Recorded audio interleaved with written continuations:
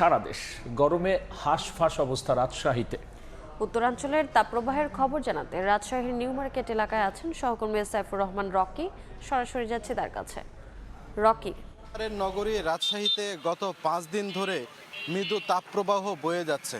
বিশেষ করে এই অঞ্চলে গত কয়েকদিন ধরে যে পরিমাণ গরম পড়ছে এটি আসলে সাধারণ মানুষের জন্য অসহনীয় হয়ে দাঁড়িয়েছে। বিশেষ করে সাধারণ যেসব খেটে খাওয়া ও ছিন্নমূল যে মানুষগুলো আছেন তারা কিন্তু চরম বিপাকে পড়েছেন, তারা কাজকর্ম করতে পারছেন না।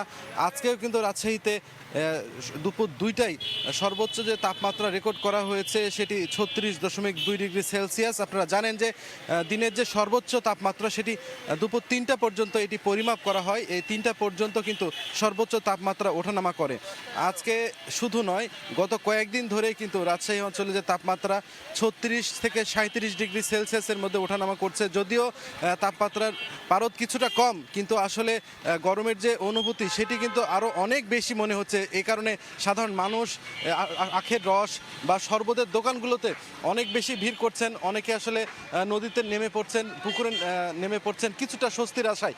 আমরা স্থানীয় আবহাওয়া অফিসের সাথে কথা বলেছি, তারা যেটি বলছেন যে এই আবহাওয়ার যে তারতম্য এটি আসলে আরও কয়েকদিন থাকতে পারে। বৃষ্টি না হলে আসলে এখানে স্বস্তি পাওয়ার কোনো সম্ভাবনা নাই, এমনটাই আসলে জানিয়েছেন স্থানীয় আবহাওয়া অফিসের কর্মকর্তারা। তো এই ছিল আমার কাছে রাজশাহী থেকে সর্বশেষ। সরাসরি যুক্ত ছিলাম রাজশাহীতে।